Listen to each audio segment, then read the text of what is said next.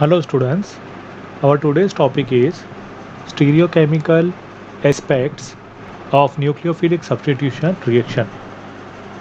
A SN2 reaction proceeds with complete stereochemical inversion, while SN1 reaction proceeds with racemization.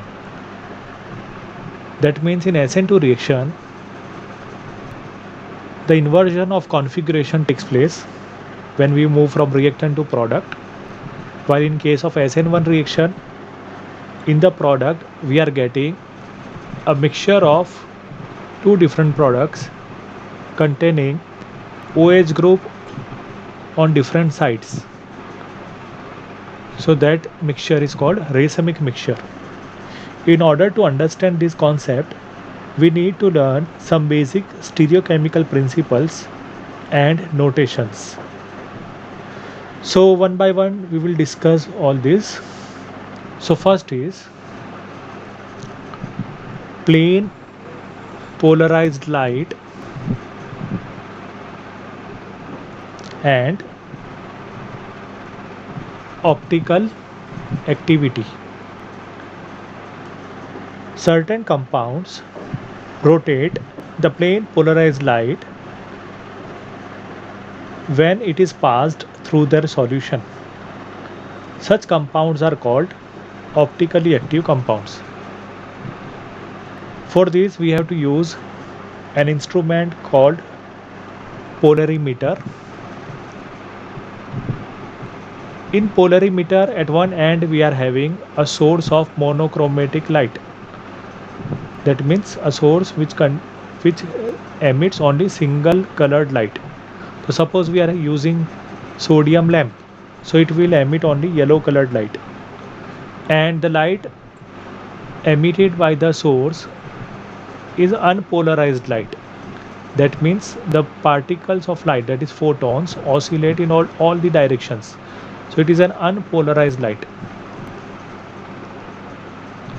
So first of all, with the help of polarizer, which is a glass material, which is made up of glass material such as Nicol prism containing one slit or window at the center. So this type of glass material is called polarizer. When an unpolarized light passes through this glass material, so all those planes of unpolarized light which are not parallel to the slit will not be able to pass through the slit. So they will get absorbed in the glass only, and only those which are having the planes parallel to the window or slit will be able to emerge out of the slit. So now we are going to get all the planes parallel to each other. So this is called polarized light. This polarized light will come out of the slit, and thereafter it is allowed to pass through a sample tube. So this is a tube in which sample is kept. The aqueous solution of a substance is kept. So when this polarized light pass through the solution will rotate the plane polarized light in any one direction, either clockwise or anti-clockwise. On the other side, we are having one more glass plate similar to polarizer called analyzer. In analyzer also there is a slit in between, and along with the slit there is a semicircular scale containing certain marks, in which at the center we are having 0, and then on both the side we are having 10, 20, 30. Okay, so on both the sides we are having 10, 20, 30 such readings are there, and at the center we are having 0. So initially we will see that the plane of light was coinciding with the 0 degree angle. But when this light is passed through the aqueous solution of a substance, optically active substance, then it will rotate the light in any one direction. Suppose it is rotating the light in clockwise direction. So in that case, we will see that initially the plane polarized light was at 0 degree, but now it has rotated on the right hand side to some angle, and this angle is called angle of rotation. So some solutions will be able to rotate the plane polarized light on the right hand side, while some solutions will be able to rotate the plane polarized light on the left hand side. So in that case, the angle rotated by the plane polarized light will be from 0 to some angle on the left hand side. So that is again angle of rotation. So here we will see that how can we determine this angle of rotation. So here we will see that when an observer tries to observe this rotated light through this slit, then he will not be able to see this light until this whole analyzer is also rotated towards left. Okay, so he will be able to see this rotated light through this slit only when the rotated plane of light and the slit are parallel to each other. Then only he will be able to see this light. So that means he has to rotate this analyzer until he will be able to see this light. Then only when both light and slit are parallel to each other, then he will be able to see this light. And at that time, whatever angle is moved by the slit of the analyzer, same is the angle of rotation of light also. Okay, initially this was the plane of light, now this is the plane of light. Okay, so angle between the two is the angle rotated by the light. So we will see that initially slit was also at 0 only, now slit is also moved. Okay, analyzer is also moved towards left in order to see this light. So when a person will be able to see this light, at that time he has to stop this analyzer, and thereafter whatever angle is rotated by the analyzer, same is the angle rotated by the light. So if this sample, which is optically active means it is able to rotate the light, plane of light, plane polarized light. So if this sample is able to rotate the plane polarized light towards right, then it is called dextrorotatory. And if this optically active solution is able to rotate a plane polarized light towards left, then it is called levorotatory. So two type of substances are there. So we can say that if the compound rotates the plane polarized light to the right, that is clockwise direction, it is called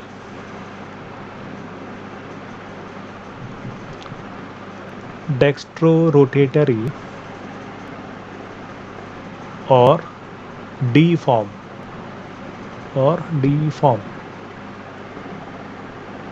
and it is indicated by placing a positive sign before the degree of rotation. For example, if a sample rotates the plane polarized light 52 degree towards right, then in that case before 52 degree we will write plus. Okay, so we have to put a plus sign before the degree of rotation. And if the compound rotates the plane polarized light to the left instead of right, to the left or anti-clockwise direction, then it is called levorotatory, L-A-E-V-O, levorotatory or small L form. Dextrorotatory is denoted by small d form and levorotatory by small L form. And it is indicated by placing a minus sign instead of plus sign. Okay, so if the plane polarized light is rotated towards left, then we are putting a minus sign before the degree of rotation. Example, minus 52 degree Celsius. So here we will see that such plus and minus isomers of the same compound is same, but it has two different isomers, one rotating the light towards left and one rotating light towards right. Then these plus and minus isomers of the same compound are called optical isomers. And the phenomenon of rotating the light is called optical isomerism. So here we have seen optical activity. Now the next topic is molecular asymmetry,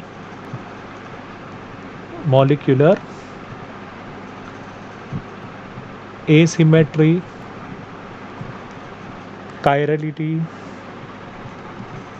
and enantiomers.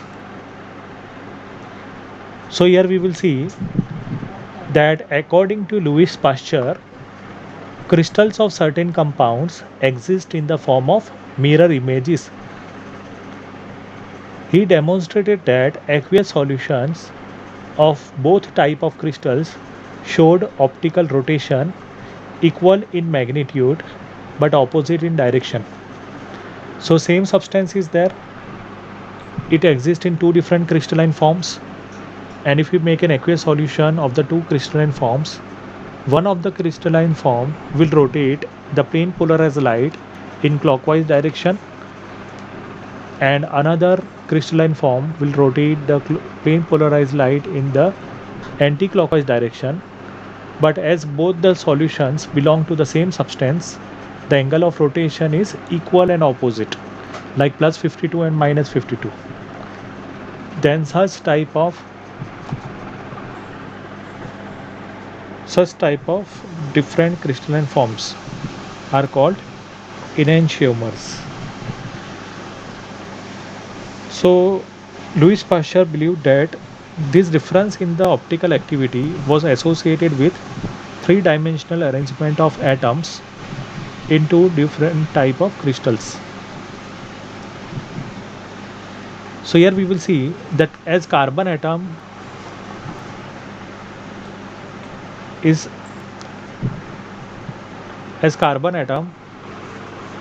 has 4 valency, and if the 4 different valencies around the carbon atom are satisfied by different substituents, so the condition is that the 4 substituents must be different surrounding the carbon atom, then such carbon atom is called asymmetric carbon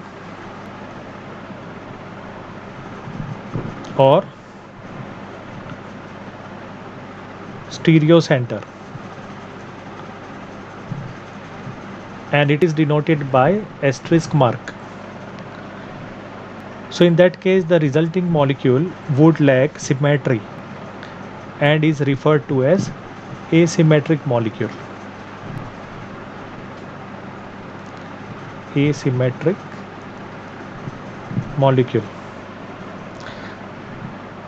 And this asymmetry of the molecule is responsible for the optical activity in such organic compounds.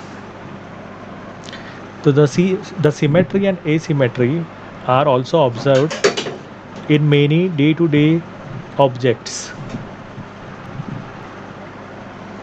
If we talk about a sphere or a cube or a cone, if they are placed in front of the mirror, their mirror images will be formed, and these mirror images can easily be superimposed over each other. That means this object and its mirror image, they can be easily placed one above the other.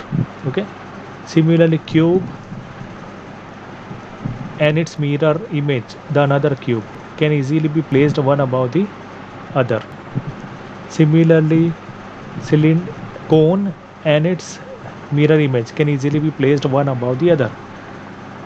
That means these are the objects which are identical to their mirror images and can be superimposed. However, many objects are not superimposable on their mirror images. For example, your left hand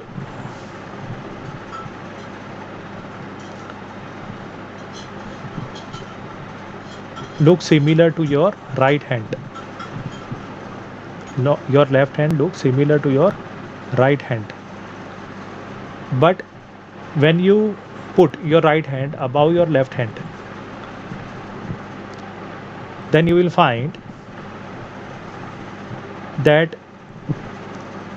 in your left hand, wherever you are having thumb, when you are putting your right hand above that, over there instead of thumb you will be having your index finger, and in the right hand when you are having thumb, over there left hand is having index finger. Okay, so when you are putting this above this, so you'll see that where your thumb is there, over here there is an index finger, small finger is there, and wherever your small finger is there, over there thumb is there. So that means they are not superimposed over each other. That means they are mirror images, but they cannot be superimposed over each other. So such type of mirror images are called non-superimposable mirror images.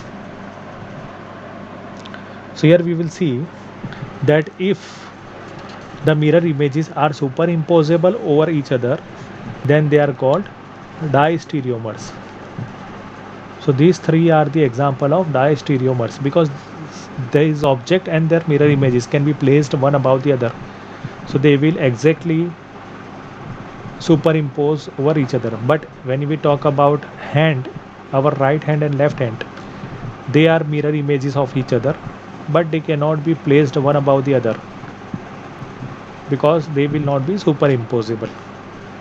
So they are called enantiomers. So non-superimposable mirror images, isomers, are called enantiomers. The objects which are non-superimposable on their mirror images are said to be chiral. Okay, and the property is known as chirality. So our hands are an example of chiral isomers, and the property is called chirality. While the objects which are superimposable on their mirror images, that is these three, are called achiral.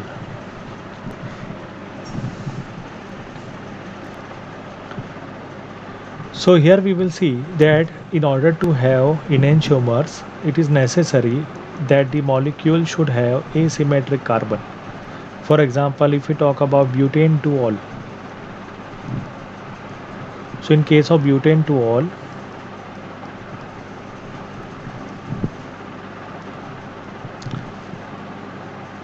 the carbon which has 4 different groups on the either sides, on all the 4 sides, is called chiral carbon, denoted by asterisk mark.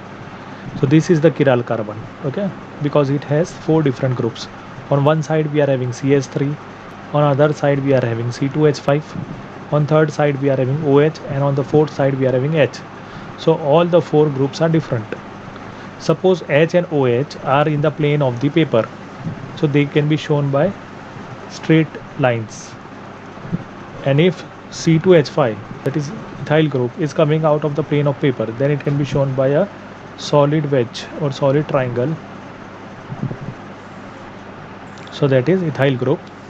And the fourth group is CS3, and if it is inside the plane of the paper, then it can be shown by dashed wedge. Now if mirror is placed in front of it, then we will get the mirror image. In the mirror image, the group which is close to the mirror will be seen close to the mirror in the mirror image also. So OH is close to the mirror, so in the mirror image also OH will be close to the mirror. H is on the left hand side top corner, so here H will be on the right hand side top corner. Then ethyl group will be on the right hand side bottom corner, and here we are having methyl group.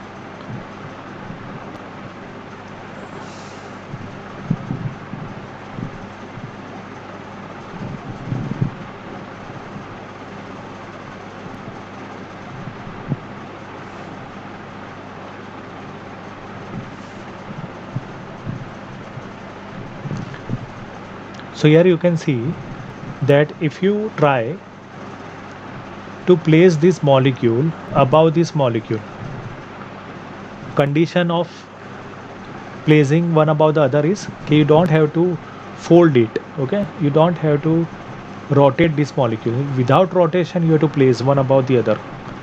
So in that case we will see that wherever CH3 is there in this molecule, over there OH is there. So when you are putting this molecule on this molecule, so OH will be above CH3 and CH3 will be above OH. So that means the two molecules are non-superimposable. So that means they are enantiomers. So for enantiomers, at least one chiral carbon should be there in the molecule. So here we will see that out of these two molecules, one of the molecule will rotate the plane of polarized light towards right side, so that is dextrorotatory molecule. So D form, or we can write it as plus form, okay, small d form or plus form. And this isomer will rotate the plane of polarized light in the anti-clockwise direction, so it is written as small l form or minus form, that is levorotatory form. And both the forms are non-superimposable mirror image isomers. Now here we will see that suppose we take a mixture of these two, that is D form and L form.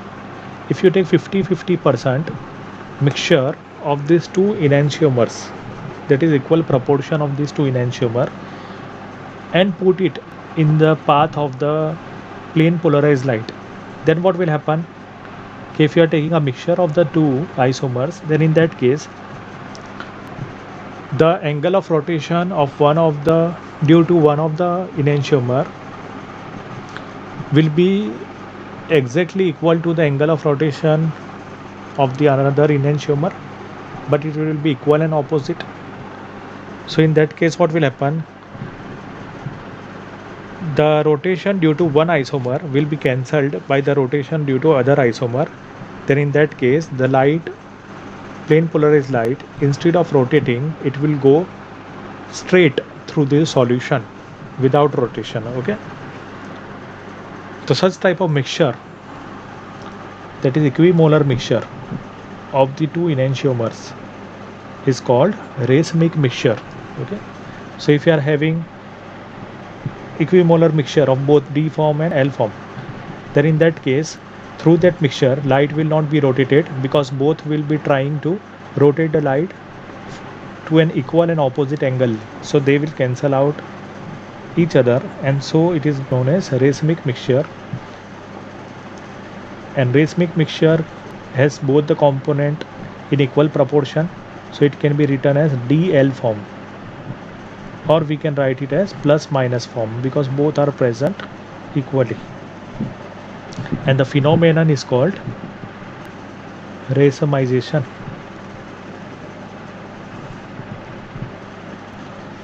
So suppose if you are having a molecule containing chiral carbon, So in that case, all the four groups will be different. For example, on one side, if halogen is there, other side ethyl is there, third side methyl is there, and the fourth side hydrogen is there. Then if halogen is replaced by some another nucleophile, suppose Y, then in that case there are three possibilities. Either Y will get attached to the carbon atom from the same side where halogen is present,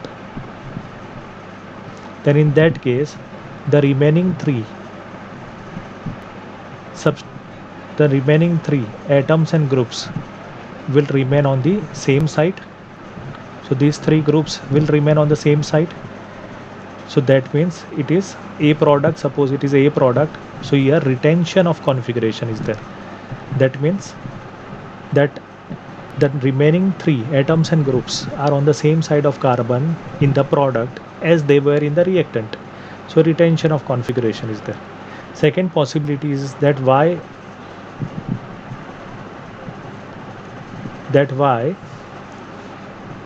attack carbon from the other side. Then in that case what will happen? Halogen will be removed from left hand side, but Y will attack the carbon from the right hand side. Then in that case these three groups and atoms will move on the opposite side.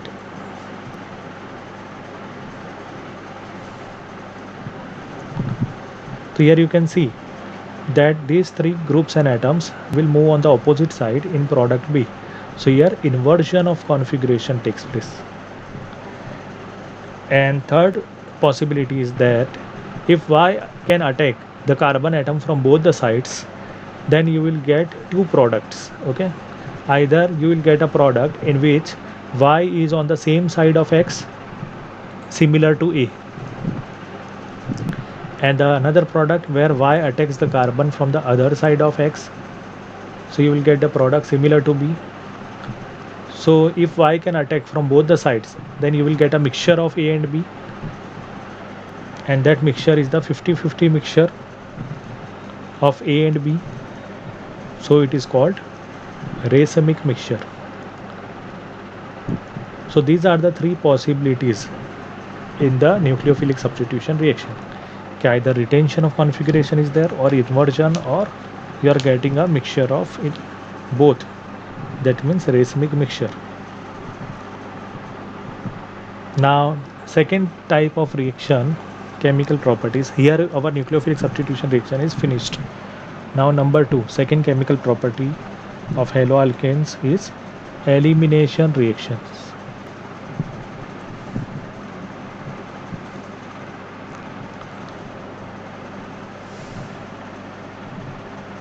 Suppose we are having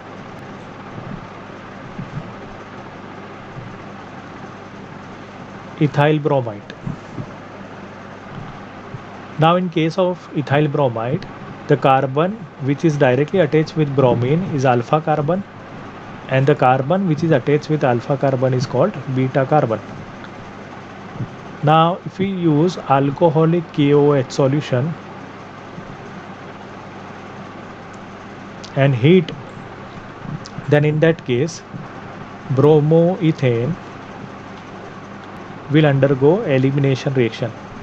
So here there will be a removal of Br from alpha carbon and 1H from beta carbon.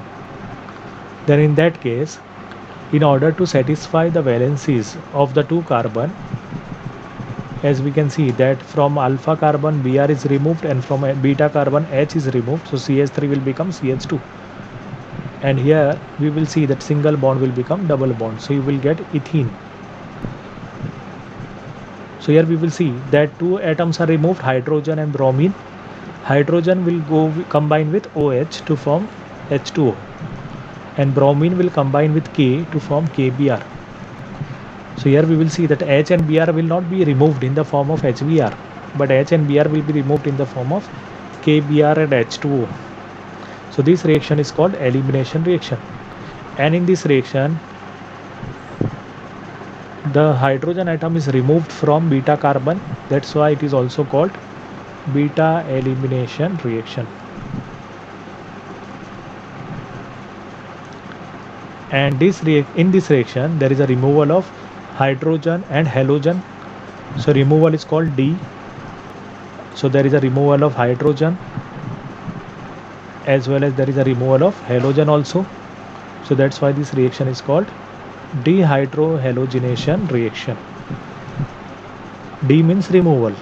So there is a removal of hydrogen and halogen. So that's why we'll say dehydrohalogenation reaction or beta elimination reaction.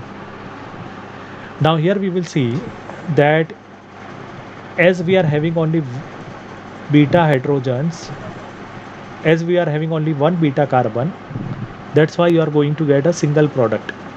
But when we are having more than one beta carbons, then in that case there is a possibility of getting more than one product.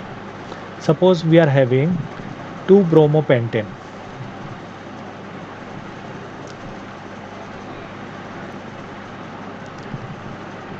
In 2-bromopentane, the carbon attached with bromine is alpha carbon, and the carbon atoms directly attached with alpha carbon are beta carbons. So here we are having more than one beta carbons in case of 2-bromopentane. So here you will see that when you are heating this solution with alcoholic KOH, then there are two possibilities, that either Br is removed from second carbon and H is removed from first carbon. Then in that case, in the product, a double bond will be formed between first and second carbon. And the next possibility is that Br is removed from second carbon and H is removed from third carbon. Then in that case, a double bond will be there between second and third carbon. So we are having two possible products, that is pent-1-ene. Double bond is between 1 and 2, so we will say pent-1-ene.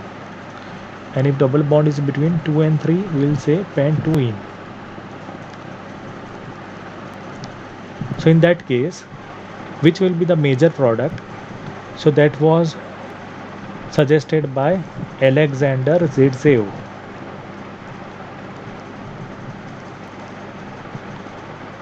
So that rule is called Zaitsev's rule or Zaitsev's rule. So that is called Zaitsev's rule or Zaitsev's rule. Now what is the rule? In dehydrohalogenation reactions, the product in which more number of alkyl groups are attached with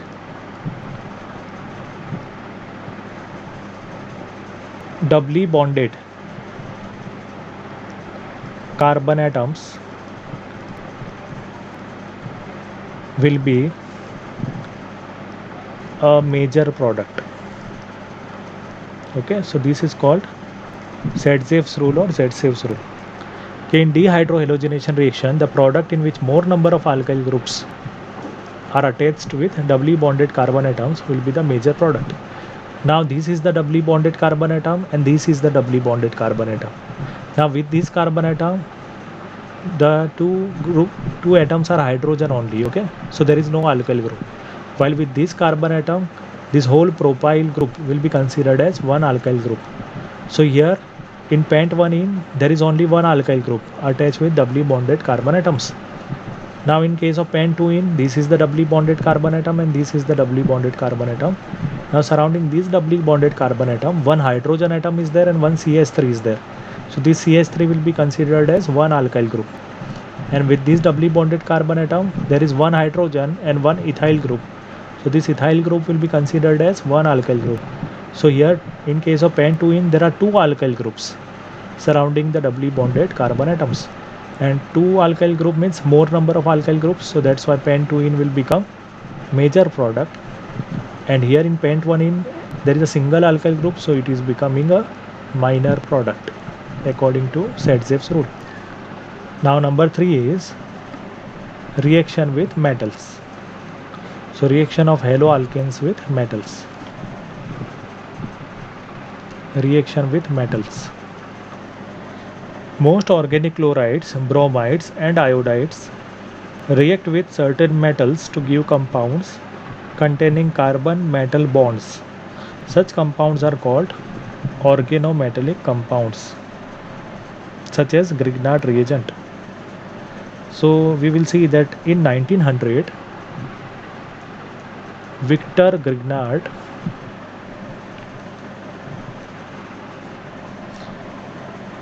discovered organometallic compounds such as RMGX, which is called Grignard reagent. So in order to prepare this Grignard reagent, first of all we have to take haloalkane. Suppose I have taken ethyl bromide and treat it with magnesium metal in the presence of dry ether. Then in that case, this magnesium will combine with ethyl bromide to give CH3CH2 MgBr. That means Mg will come in between ethyl and bromide. Okay, so that is called ethyl magnesium bromide, or we can say Grignard reagent. So in case of RMGX, R may be any alkyl group, for example here ethyl is there, and X may be any halogen, for example Br is there.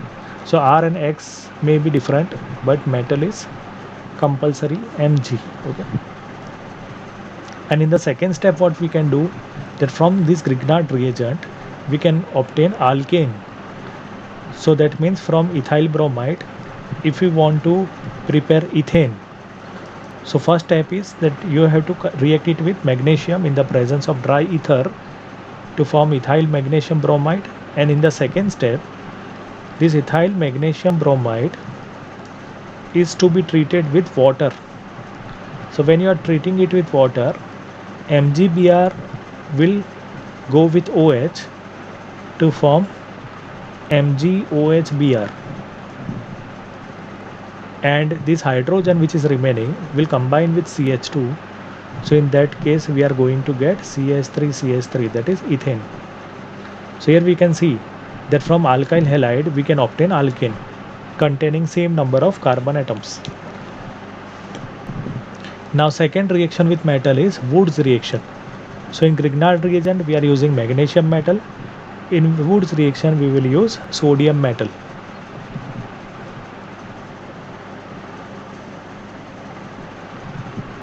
So second is Wood's reaction, which is again a reaction with metal.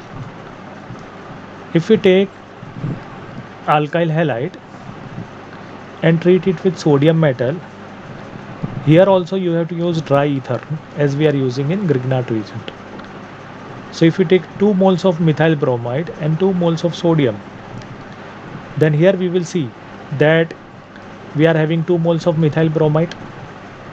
So we can write it as CH3Br, CH3Br, and in between we are having 2 moles of sodium. So 2Na and 2Br will form 2NaBr. And then the 2 CH3 will combine with each other to form ethane.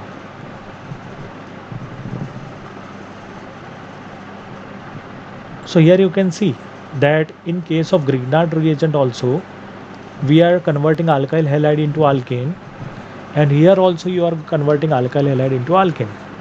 But the difference is that in Grignard reagent the number of carbon atoms remain same in the reactant and product, but here the number of carbon atoms on the product side become double.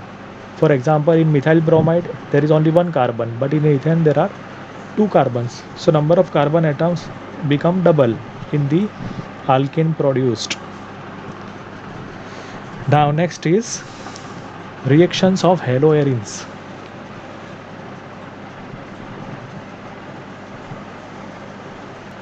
So till now we have seen chemical properties of haloalkanes. Now let us see chemical properties of haloarenes.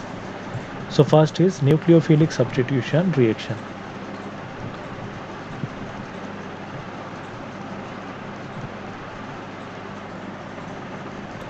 So we will say that aryl halide or haloarine are extremely less reactive towards nucleophilic substitution reaction. So nucleophilic substitution reaction, that is SN reaction, is difficult in haloarenes. So it may be asked in the exam, okay, why is it difficult? So there are 4 reasons. Okay, there are 4 reasons which we have to write down. The first reason is resonance effect.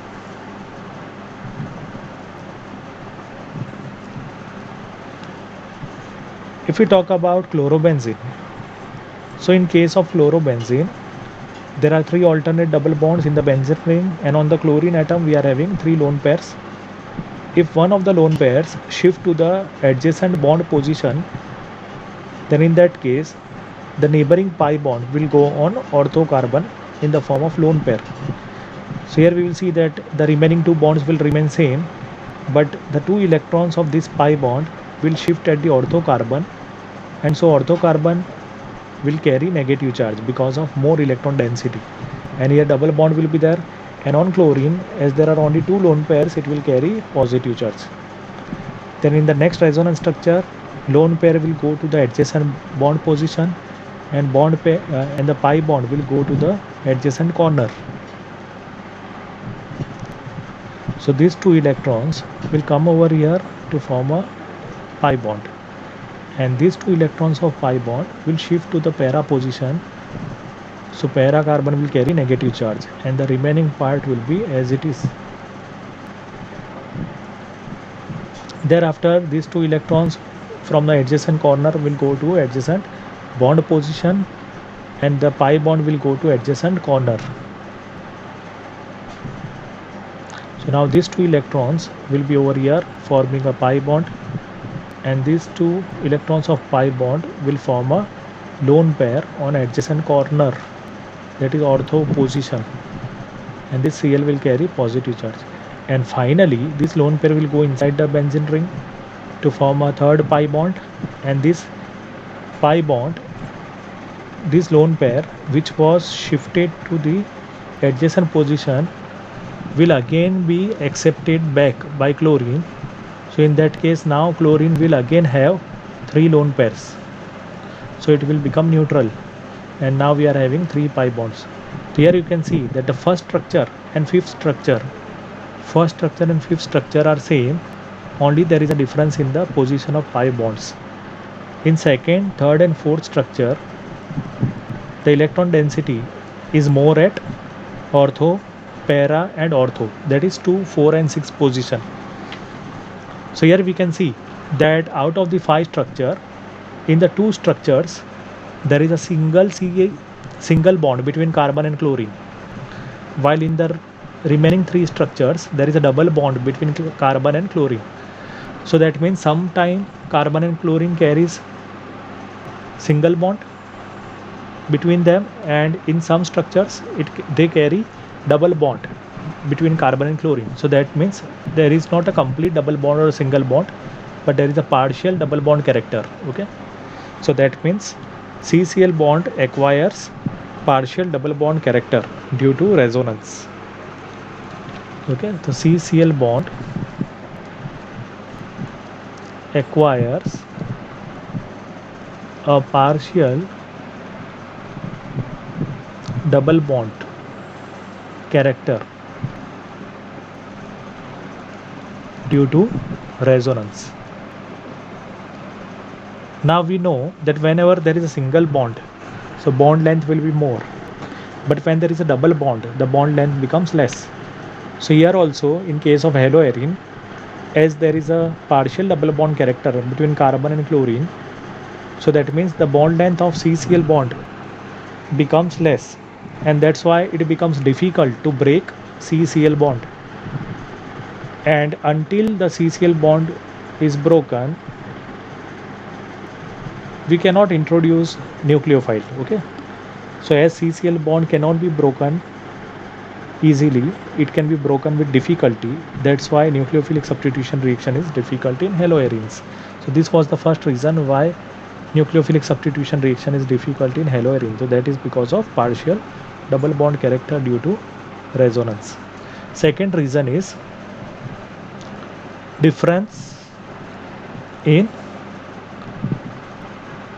hybridization of carbon atom in CX bond.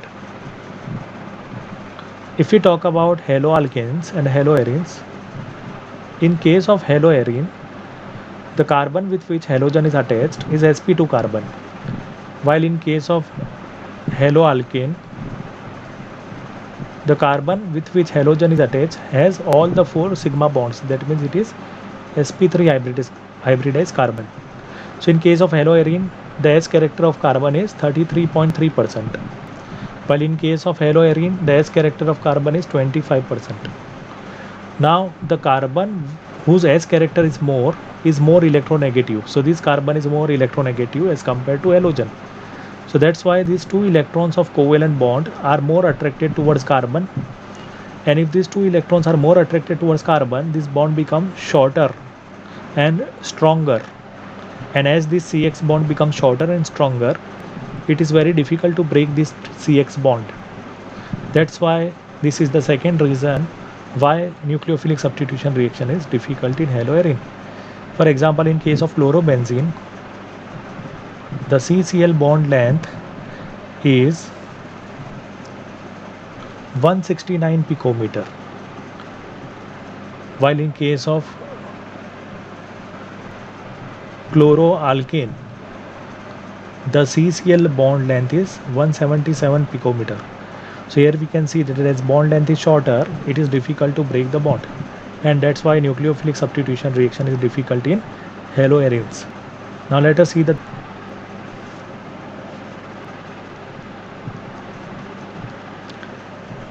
instability of phenylcation. In case of haloarenes, when haloarene undergoes self-ionization,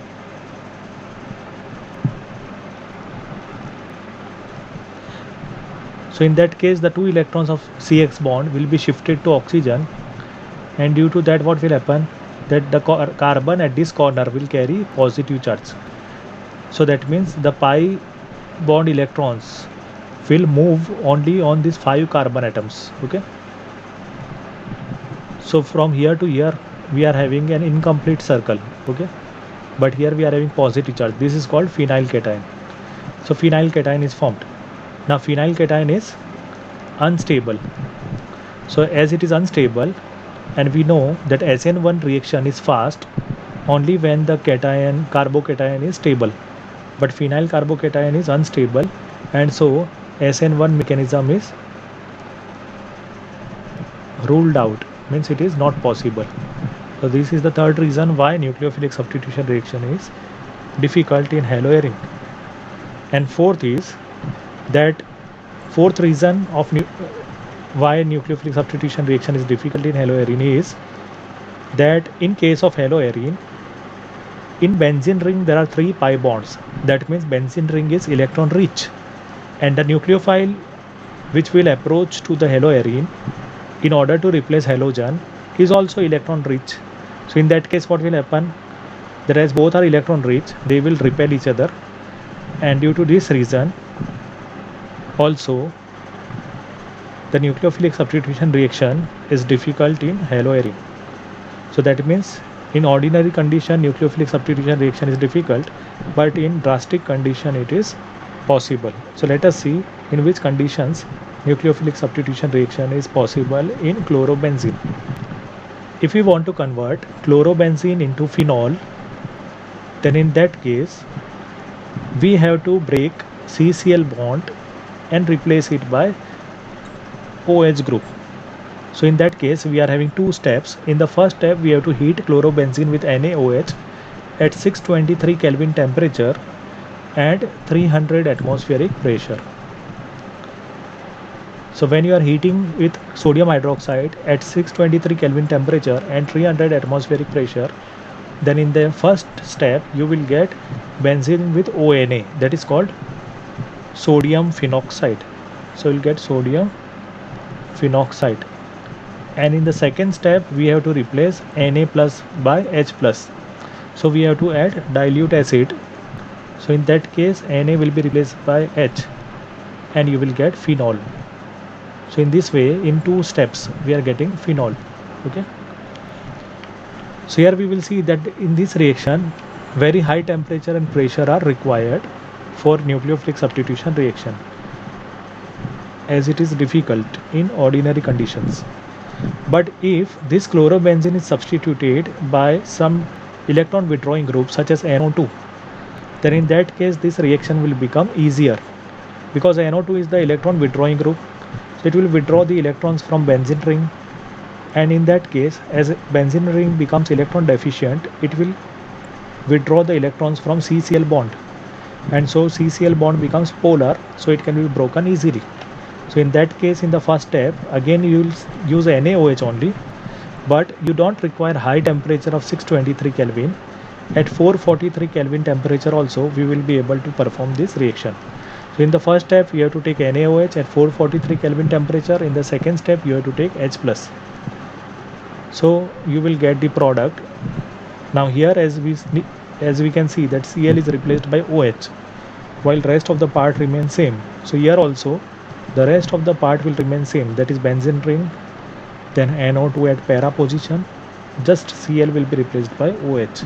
So we are getting para-nitrophenol.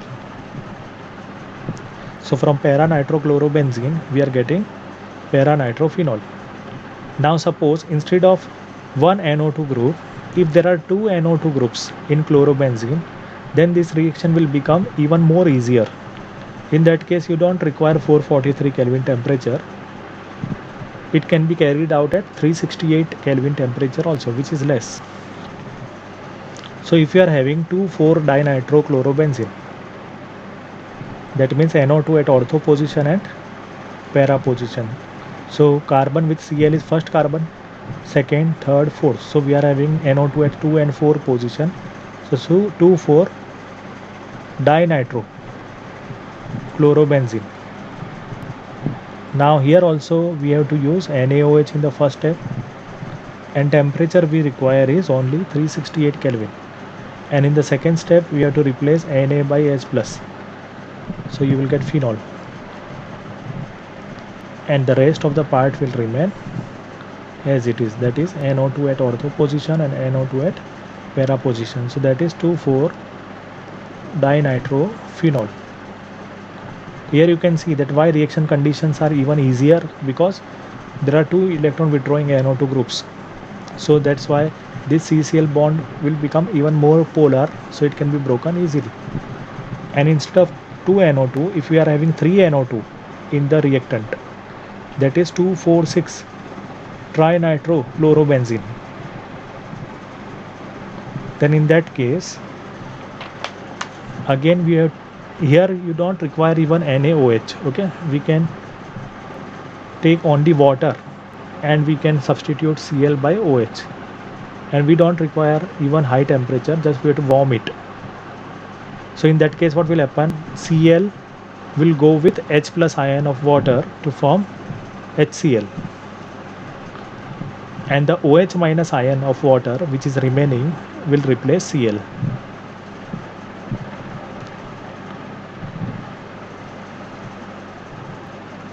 So you are going to get 2,4,6-trinitrophenol.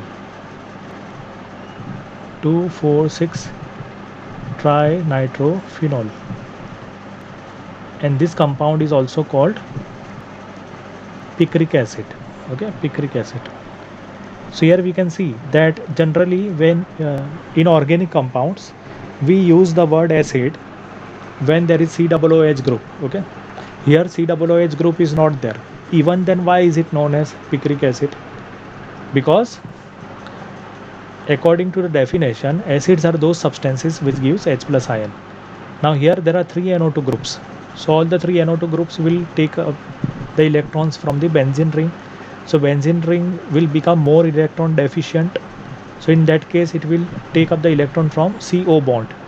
And in that case, oxygen will take the electrons from OH bond. So when oxygen takes the electrons from OH bond, that means H plus can be removed easily. Okay, so that's why it is called picric acid. That's all for today.